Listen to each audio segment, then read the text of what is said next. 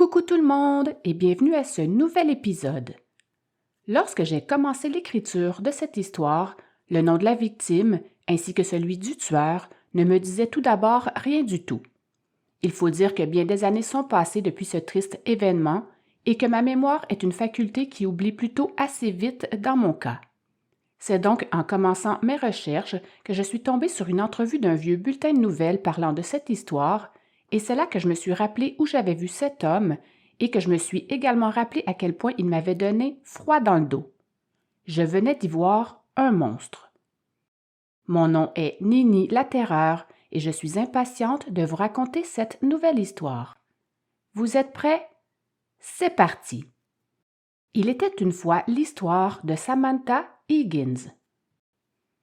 Dans la nuit du 6 au 7 juillet 2015, Samantha Higgins sera vue pour la dernière fois alors qu'elle revenait d'une soirée chez une amie dans l'arrondissement de La Salle, dans le sud-ouest de l'île de Montréal, plus exactement près de l'intersection du boulevard Newman et de la rue Lise. Tout ce que l'on sait à ce moment-ci est que Samantha aurait téléphoné à son copain, qu'elle fréquente depuis 7 ans, vers 1h10 du matin pour lui dire qu'elle était en route vers la maison. Même si elle n'était qu'à seulement une dizaine de minutes à pied de chez elle, Samantha ne rentrera jamais. Très inquiets, ses proches vont rapidement en informer les autorités. Enfin, le lendemain soir seulement, mais bien sûr, nous verrons ça plus loin dans l'histoire. Lorsqu'il sera enfin mis au courant, le service de police de la ville de Montréal va immédiatement lancer un avis de disparition, précisant notamment que Samantha portait une robe rose cette nuit-là. Ses proches ne vont pas non plus tarder à se mobiliser dans l'espoir de retrouver leur amie le plus rapidement possible. Certains feront même une battue dans le parc Angrignon, ainsi que dans les environs du boulevard Newman. Pour orchestrer les recherches avec plus de facilité, un groupe Facebook sera aussi rapidement créé et atteindra plus de 4000 personnes. Quand même. La découverte d'un corps. Ce sera 4 jours après la disparition de Samantha et à environ une soixantaine de kilomètres de l'endroit où elle avait été vue pour la dernière fois qu'un adolescent, employé d'une ferme laitière du coin, fera la macabre découverte.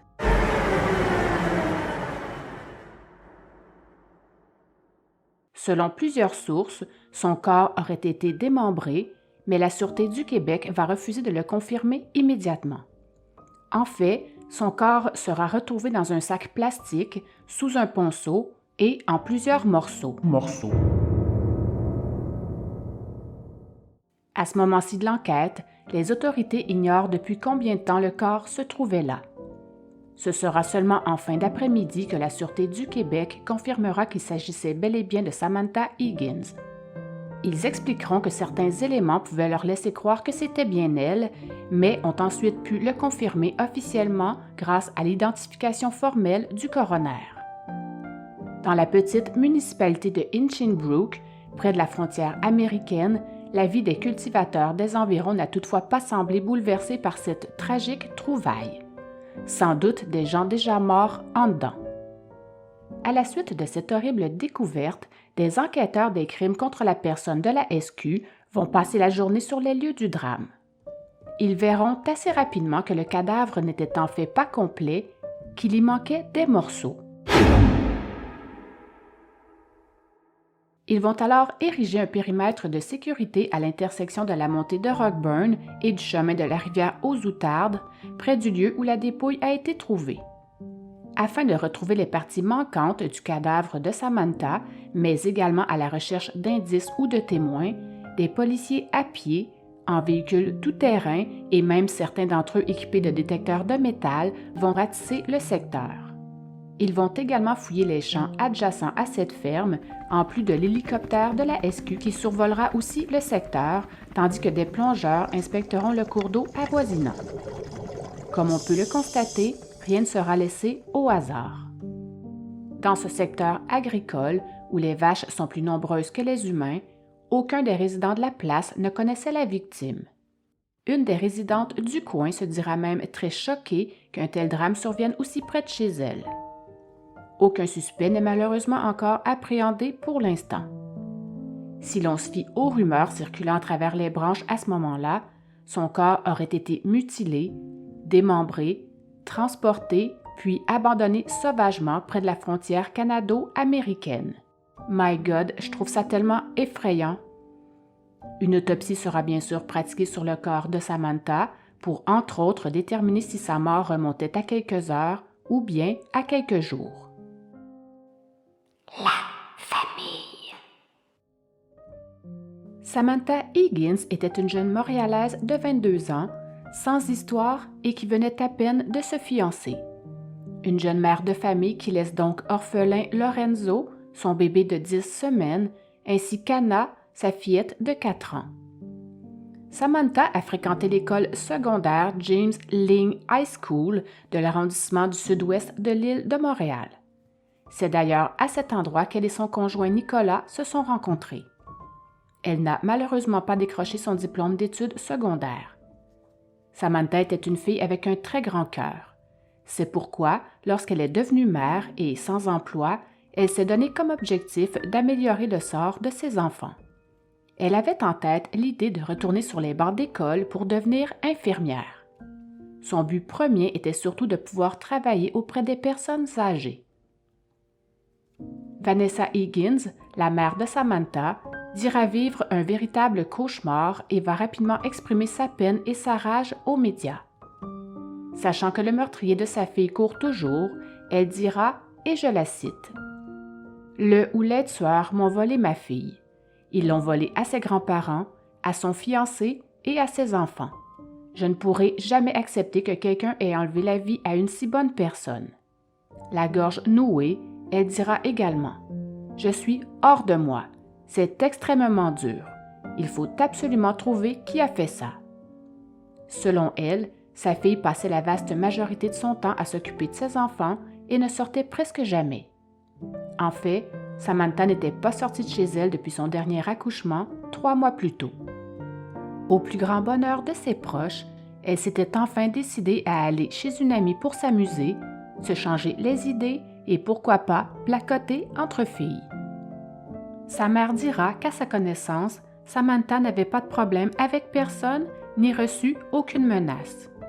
Pour l'instant, la police n'exclut aucune hypothèse pour expliquer ce crime, pas même que la victime ait pu connaître son assassin. À ce moment-ci de l'histoire, les enquêteurs semblent totalement dans le néant.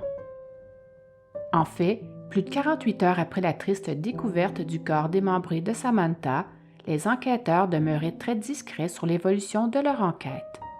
À ce stade-ci de leur recherche, le mystère demeure toujours entier sur l'identité de l'auteur ou des auteurs du crime. Ainsi, la Sûreté du Québec refusera encore une fois de confirmer si un ou des suspects ont été identifiés, mais nous en saurons plus assez rapidement. Depuis la terrible annonce de la découverte de son corps, l'espoir a viré à l'horreur pour la famille et les amis de Samantha, et les mots de condoléances se sont multipliés sur la page Facebook qu'ils avaient créée pour sa recherche.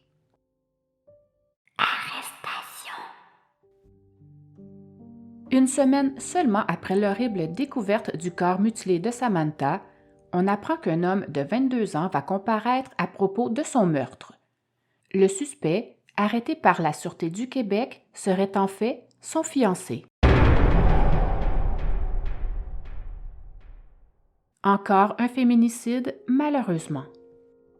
Bien évidemment, on ignore pour le moment quels chefs d'accusation seront alors déposés contre lui.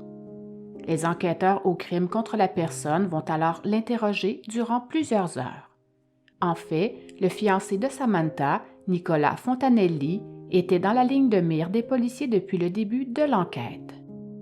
Le comportement étrange de Fontanelli à la suite de la disparition de sa fiancée et ensuite la découverte du sac contenant une partie du corps de sa conjointe avait assurément attiré l'attention des enquêteurs de la Sûreté du Québec.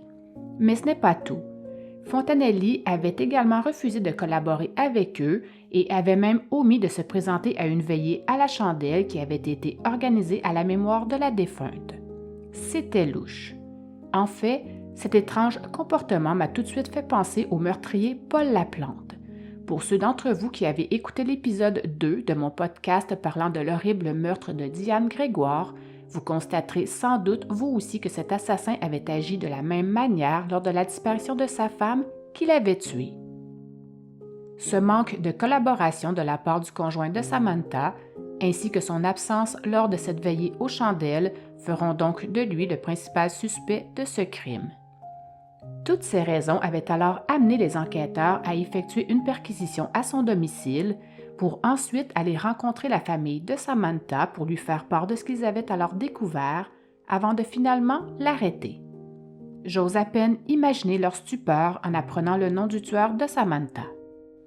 Il faut aussi savoir que ce qui a surtout fait sourciller les enquêteurs, et ce dès le début de leur enquête portant sur cette bizarre disparition, était notamment le fait que ce présumé assassin avait quand même mis plus de 20 heures avant de signaler la disparition de sa conjointe. Il était alors devenu pour eux leur suspect numéro 1 dans cette histoire.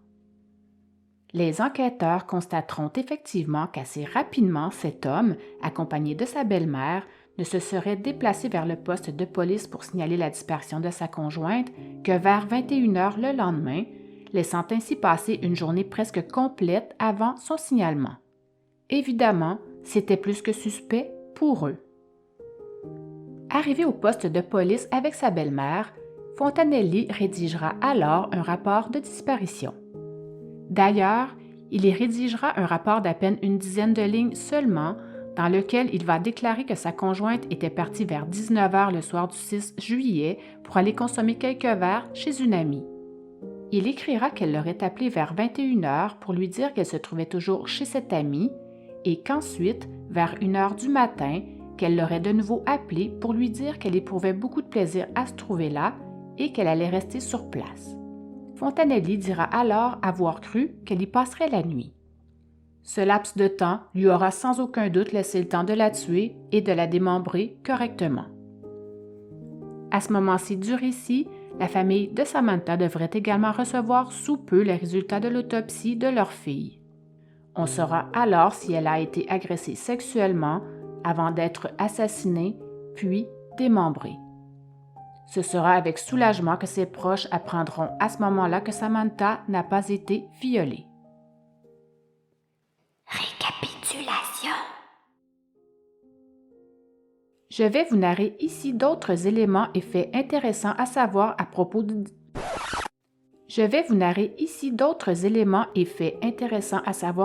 du déroulement de ce drame. Le lendemain de sa disparition, des amis de Samantha lui enverront des textos pour savoir si elle était bien arrivée chez elle la veille. Ils voulaient sans aucun doute aussi savoir si elle avait passé une belle soirée. Ils ont bien reçu des réponses à leurs textos, mais dans un style auquel la jeune femme n'avait pas du tout l'habitude de leur répondre.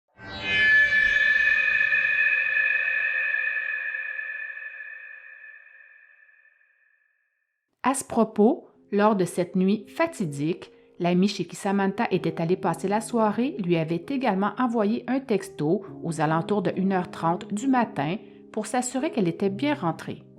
Ce sera quelques minutes plus tard, soit vers 1h45, qu'elle recevra une réponse à son texto disant qu'elle était effectivement bien rentrée et en toute sécurité, mais remarquera immédiatement que les mots utilisés étaient des mots inhabituels de la part de Samantha.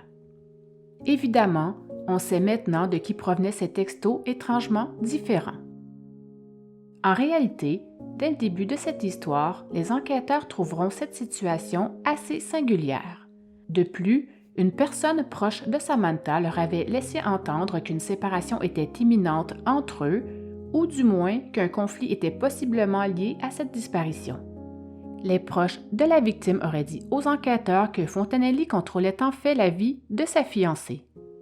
Un classique en matière de violence conjugale, malheureusement. Les enquêteurs remarqueront que son attitude était correcte avec eux, mais ce tant qu'il était question d'une simple disparition, mais ils diront ensuite que cette attitude a complètement changé lorsque le dossier a été transféré aux enquêteurs des crimes contre la personne de la Sûreté du Québec et qu'il a commencé à être plutôt question de meurtre. Fontanelli devait assurément se sentir un brin plus nerveux, c'est clair. Le lendemain, Samantha ne semblait toujours pas de retour chez elle, ce qui était, selon ses proches, une attitude tout à fait incompréhensible de sa part.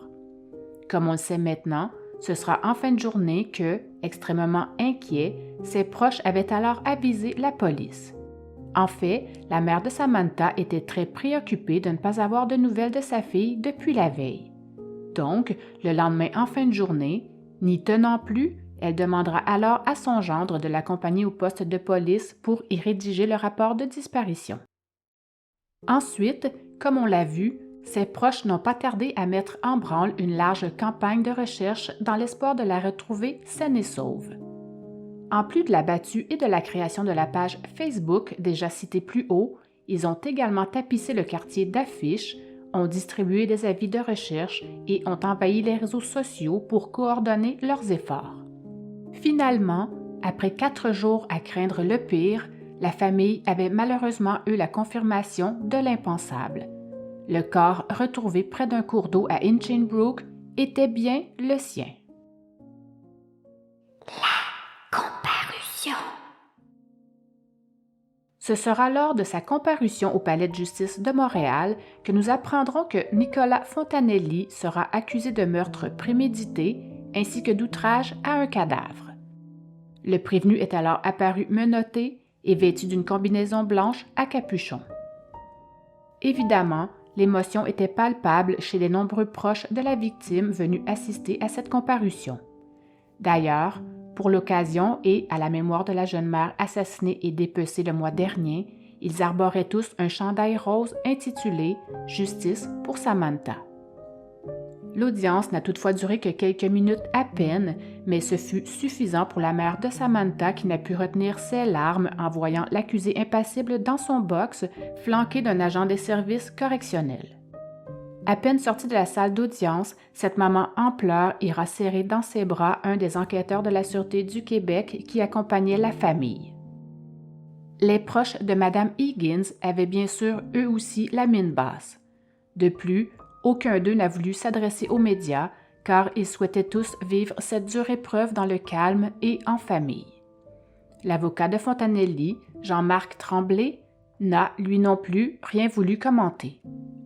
Fontanelli, quant à lui, n'a pas dit un seul mot. Il s'est seulement limité à balayer la salle d'audience des yeux, tandis que tous les proches de Samantha le fixaient également du regard. Belle ambiance. Il faut savoir qu'une infraction criminelle d'outrage à un cadavre est passible d'une peine d'emprisonnement de 5 ans de prison et pour une condamnation pour un meurtre prémédité, ce sera la prison à vie. D'ici à ce qu'ils doivent revenir en cours pour la suite des procédures, il demeurera en détention, comme c'est généralement le cas pour ceux qui sont accusés de meurtre prémédité. Il pourrait aussi éventuellement présenter une requête de remise en liberté, mais ne le fera pas. On se doute bien que Fontanelli a des antécédents judiciaires. En fait, il a entre autres plaidé coupable à une infraction pour possession d'une arme prohibée, de vol et de voies de fait dans une affaire étant arrivée en 2010. Il avait également été accusé de menaces dans un autre dossier en 2011, mais avait été acquitté pour celui-là. En 2013, soit 2 ans et des pinottes après son premier délit, et environ 1 an et demi avant le meurtre, Nicolas Fontanelli, que tout le monde appelle Nick, passait enfin devant le juge pour son infraction de 2010 et tentait alors de convaincre le tribunal qu'il avait eu sa leçon lors de cette première infraction. Il leur dira qu'il avait depuis appris à distinguer le bien du mal. Il plaidera donc coupable à des accusations de vol, de voies de fait, de possession d'une arme prohibée et de port d'armes dans un dessein dangereux. Comme il a des problèmes auditifs, la procureure de la poursuite devra parler très fort pour être bien entendue de l'accusé. D'ailleurs, il faut savoir que Fontanelli a une voix très douce, presque enfantine en fait. Pour mieux comprendre ses motivations lors de cette arrestation de 2010, reportons-nous quelques instants à cet événement en particulier. Évidemment, nous réagissons tous différemment lorsque certaines choses nous embrouillent l'esprit ou nous dérangent. Fontanelli ne fait pas exception. Lorsqu'il a appris que sa copine Samantha était enceinte pour la première fois, sa première réaction fut celle d'aller agresser quelqu'un, peu importe qui. En fait, cette nouvelle l'avait fait complètement disjoncter. À l'aide d'un pistolet taser qu'il avait caché dans son sac à dos, il décidera de choisir une victime au hasard, mais avant ça, il demandera l'aide de 2 complices, c'est-à-dire 2 de ses potes, tous les 2 âgés de 17 ans. Tout d'abord, ils vont tous les 3 monter à bord d'un autobus de la Société de transport de Montréal. Le trio va ensuite, toujours au hasard, décider de suivre la première personne qui sortira à l'arrêt suivant. Il s'agira d'un homme. Leur but était en fait de lui faire les poches. Les 2 ados se chargeront d'agripper la victime et de la fouiller, tandis que Fontanelli, lui, va braquer son pistolet taser sur ce pauvre homme sans défense. Lors de cet épisode, le trio lui dérobera 60 $, un cellulaire et un iPod. Un bien maigre butin tout de même. Après avoir été détroussé, la victime va s'empresser de porter plainte à la police. À cette époque, Fontanelli était à peine âgé de 18 ans. Le trio sera alors arrêté le jour même. Bien fait pour eux. Lorsque les policiers vont fouiller Fontanelli, ils trouveront évidemment le pistolet taser qu'il avait toujours sur lui. Plus de 2 ans se seront tout de même écoulés avant qu'il ne soit jugé pour ce crime. La procureure lui demandera s'il pouvait expliquer au tribunal ce qu'il avait appris en étant accusé de ce crime tout de même assez grave, s'il avait au moins appris quelque chose de tout ça. C'est là qu'il lui répondra qu'il doit en fait mieux réfléchir avant de faire quelque chose. Il dira que ça s'applique à toutes les situations et même lorsqu'il s'occupe de sa fille, qu'il doit penser aux conséquences de ses gestes avant d'agir, ainsi que de bien sous-peser ce qui est bon et ce qui est mal et de par la suite baser ses décisions là-dessus. C'est là qu'il dira au juge qu'il a appris à distinguer le bien du mal. Laissez-moi tout de même en douter. À ce moment-là, Fontanelli est décrit au tribunal comme un jeune homme influençable aux prises avec des problèmes de santé mentale qui ont d'ailleurs fait l'objet de plusieurs diagnostics. En plus de préciser que son client avait de graves difficultés d'apprentissage, son avocat expliquera à l'audience que même s'il était le plus vieux du groupe, on ne pouvait pas dire qu'il était le plus vieux mentalement ni moralement. À l'époque, son avocat n'a pas précisé les problèmes de santé mentale dont souffrait son client, mais sa vulnérabilité. À l'époque, son avocat n'a pas précisé les problèmes de santé mentale dont souffrait son client, mais sa vulnérabilité.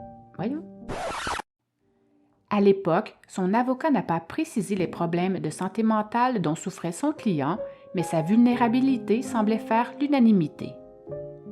La position de la poursuite sera à l'effet que d'envoyer un jeune homme comme lui en prison n'était pas la bonne solution. Donc, les parties s'entendront pour suggérer une peine de 2 ans moins 1 jour à purger dans la communauté. Misère. Il sera donc assigné à résidence 24 heures sur 24 durant la première année de sa condamnation, sauf pour travailler ou étudier. Après avoir reçu cette sentence bonbon, Fontanelli a tout de même réussi à terminer son secondaire et à démarrer une petite entreprise d'entretien paysager, en plus d'une formation d'électricien qu'il avait déjà. Son avocat dira également que son client est capable d'être structuré et ajoutera aussi qu'il est sur la voie de la réhabilitation. On a effectivement bien vu ça. En décembre 2013, lorsqu'il reçoit sa peine, Fontanelli s'est toutefois repris en main. 2 ans sont tout de même passés avant sa condamnation. Il ne rejette enfin plus son enfant et au contraire, il s'occupe maintenant de sa fille de 2 ans presque à temps plein.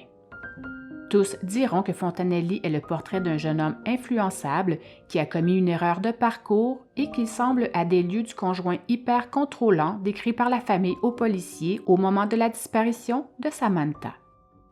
Aujourd'hui, accusé du crime le plus grave du code criminel, soit le meurtre prémédité, Nicolas Fontanelli demandera de nouveau à maître Jean-Marc Tremblay de le représenter. En fait, l'avocat dira avoir été sonné lorsqu'il a reçu l'appel de cet ancien client, d'ailleurs toujours sous le coup d'une ordonnance de probation. Il était persuadé qu'il n'aurait plus jamais à entendre parler de Fontanelli à nouveau. Selon lui, son ancien client semblait s'être repris en main.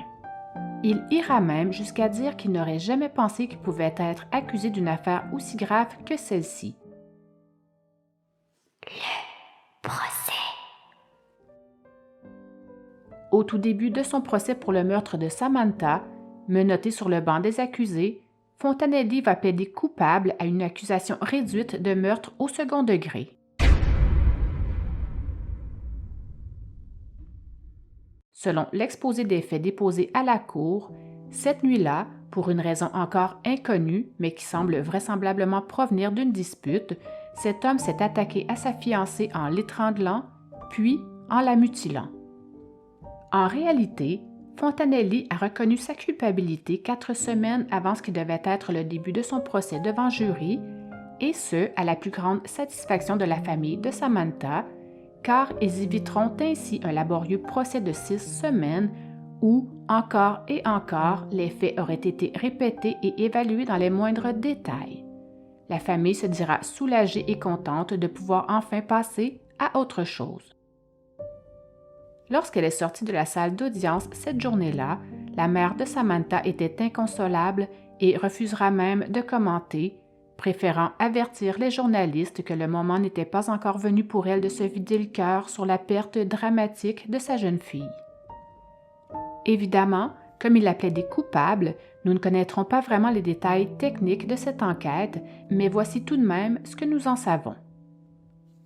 Dès le début du procès, le pathologiste judiciaire dira qu'il est d'avis que des lésions ont probablement été infligées pendant que la victime était inconsciente ou agonisante, que Fontanelli se serait ensuite rendu dans le coin de Hinchinbrook, dans un secteur rural en Montérégie, plus précisément au sud de Salaberry de Valleyfield, où il aurait ensuite dispersé les morceaux du cadavre de Samantha avant de rentrer chez lui. Comme on le sait maintenant, le lendemain du meurtre, il avait alors accompagné sa belle-mère au poste de police pour signaler la disparition de sa conjointe, et ce qui est d'autant plus choquant, c'est qu'il ira même jusqu'à accorder une entrevue à la télévision sur les ondes de CBC News, celle dont je vous parlais justement en introduction, où, par une sinistre mascarade, avait imploré le retour de sa fiancée. Il dira même, en pleurant à chaudes larmes, espérer la revoir vivante. Voici d'ailleurs l'extrait en question. Voici donc le monstre. All right, what's your name? It's Nick Fontanelli. Okay. Nick, as we heard what Samantha's mother said, what have these days been like for you?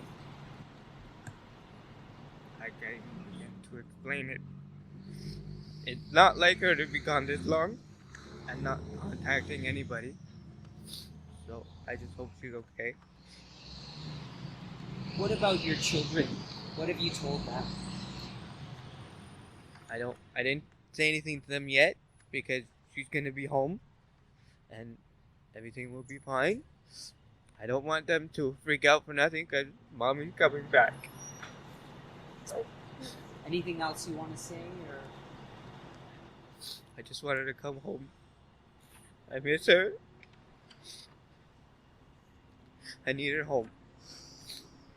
We all do. We all love her very much. And we need her home. We're searching, we're finding. We'll find her. Thank you so much. Thank you. En s'avouant ainsi coupable, Fontanelli a alors coupé court au processus entourant le procès. Il écopera donc de la prison à vie. Reste maintenant à déterminer le nombre d'années qu'il devra purger avant d'être admissible à une libération conditionnelle. Cette période peut varier de 10 à 25 ans. Les plaidoiries sur ce temps minimal d'incarcération auront lieu 2 semaines plus tard. À ce moment-là, les proches de Samantha pourront alors s'adresser au tribunal afin de témoigner de la douleur qu'ils vivent depuis cet horrible carnage il y a de ça maintenant 4 ans. D'ailleurs, à propos de cet éternel procès, il faut savoir que cette histoire a été marquée par une série de délais qui auront eu comme effet d'éterniser le processus judiciaire aux dépens de l'entourage de la famille et des proches de la victime, malheureusement. Il y a d'abord eu l'avocat de Fontanelli qui devait alors représenter un autre client dans une cause qui était en péril, mais également, comme l'accusé a accepté que son procès ne se tienne pas dans un délai de 30 mois, il ne pouvait pas invoquer l'arrêt Jordan pour le faire annuler en raison de ce retard déraisonnable. D'ailleurs, relativement à ce sujet, j'aimerais prendre quelques secondes ici pour expliquer ce qu'est exactement l'arrêt Jordan et également qui est Jordan. Concernant la provenance du nom de cette loi, il s'agit en fait de Barrett Richard Jordan qui, en décembre 2008, en Colombie-Britannique, est accusé pour une histoire de drogue. Ce ne sera seulement qu'en 2013 qu'il sera reconnu coupable. Jordan passera donc alors presque 5 ans en prison avant la date de son procès et de sa condamnation.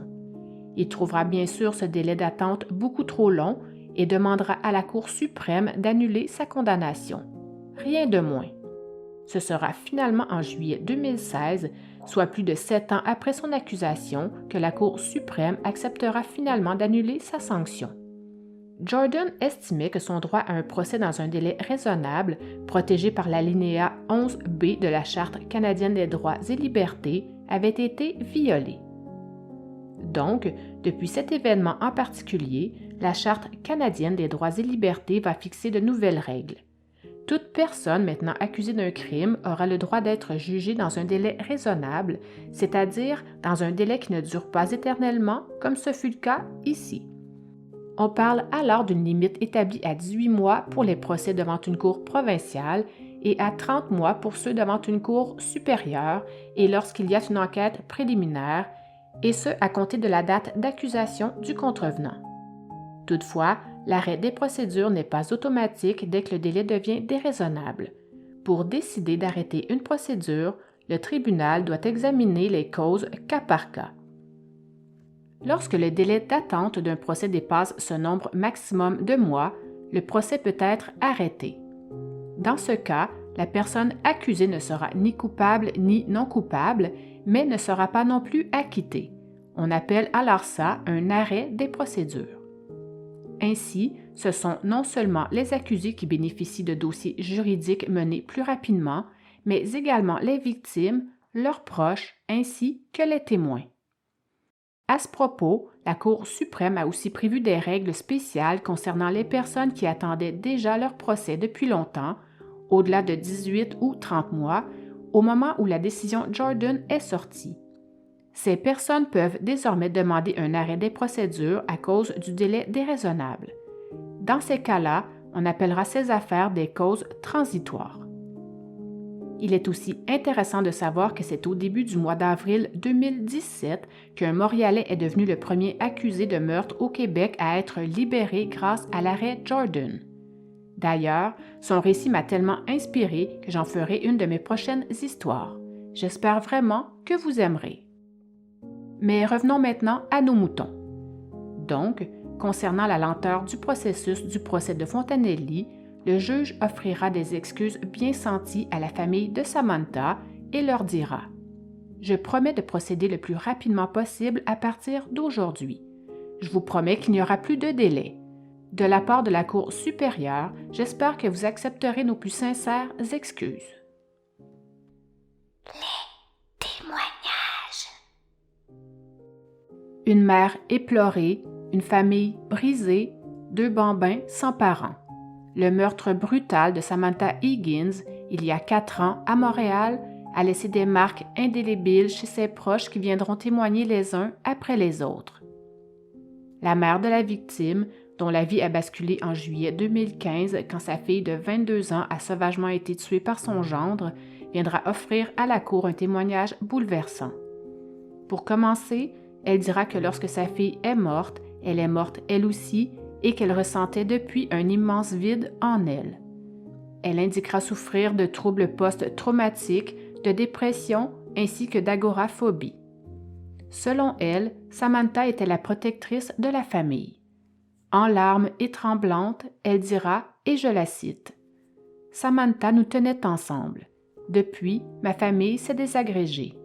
Samantha était ma fille, ma meilleure amie, mon roc, mais elle était aussi une petite fille, une sœur, une amie et la mère de 2 magnifiques enfants qui n'auront jamais leurs parents à nouveau. » Elle mentionnera également que la douleur serait peut-être moins dévorante si c'était un étranger qui lui avait arraché sa fille plutôt que son gendre qui a reconnu l'avoir tuée et démembrée dans leur appartement de l'arrondissement La Salle.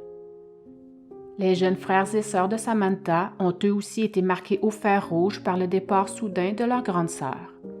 Pour eux, ce furent des difficultés scolaires, attaques de panique et perte de confiance. On apprendra également que sa sœur de 17 ans vivait de grosses souffrances depuis 4 ans. Selon elle, sa sœur est une étoile brillante, un ange magnifique. Pour sa part, son autre sœur viendra qualifier son beau-frère de monstre et dira également qu'il lui faudra encore du temps pour se remettre de cette lourde perte dans sa vie, qu'elle avait perdu une partie d'elle-même depuis ce drame et qu'elle serait prête à tout pour revenir en arrière. Son frère adolescent dira quant à lui que sa sœur lui manquait à tous les jours. En lien avec la comédie qu'avait jouée Fontanelli auprès des proches de Samantha, sa marraine viendra également témoigner et dira avoir été trahie par quelqu'un qu'elle respectait et qu'elle aimait beaucoup. Nous en apprendrons ensuite un peu plus sur le couple que formaient Samantha et Fontanelli lorsque Wendy McLeod, la grand-maman de Samantha, viendra partager de tendres souvenirs de sa petite fille. Elle parlera entre autres de l'amour que Samantha avait pour le ballet ainsi que de sa profonde joie d'être mère. Durant son témoignage, elle dira que Samantha était une femme élégante, fière, fidèle et responsable et qu'elle aimait profondément la vie. À la naissance de son premier enfant, à l'été 2011, Samantha venait tout juste d'avoir 18 ans. Pendant les mois et les années qui suivront, sa relation avec son conjoint sera très difficile à vivre pour elle, et ce, malgré le support inconditionnel qu'elle avait de toute sa famille. Elle restait tout de même très fière d'être mère, et elle était une très bonne mère. Samantha faisait toujours passer sa famille en premier. Aussi, peu après les tristes événements, lors d'une entrevue à la presse, Mme McLeod avait à ce moment-là mentionné que le couple que formait sa petite fille avec Fontanelli avait bien sûr son lot de problèmes, mais qu'il formait malgré tout une bonne paire. Fontanelli leur avait d'ailleurs souvent mentionné que Samantha était sa meilleure amie.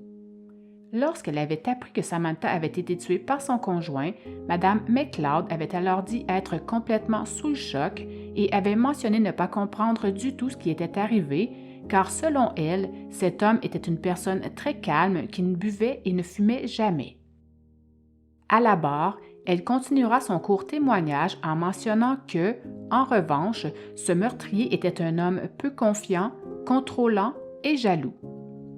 D'ailleurs, pendant près de 4 mois, cette grand-mère avait reçu la garde d'un des enfants du couple durant un certain temps, lors d'une des multiples séparations entre Samantha et son fiancé. Je n'en sais malheureusement pas plus à ce sujet. Entre-temps, le couple avait pris du mieux, au point que Samantha s'était alors fiancée à son copain.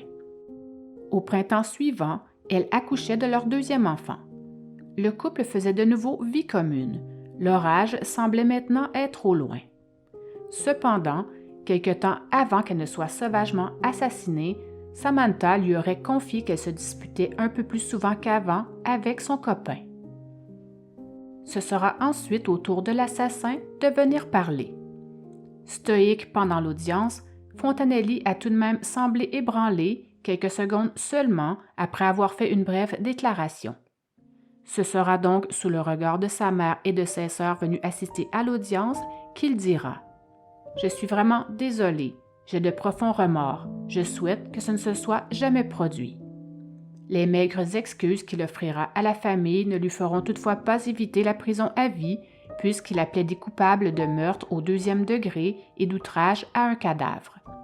La seule question que le juge avait à se poser était en rapport avec la période d'admissibilité à une libération sous condition.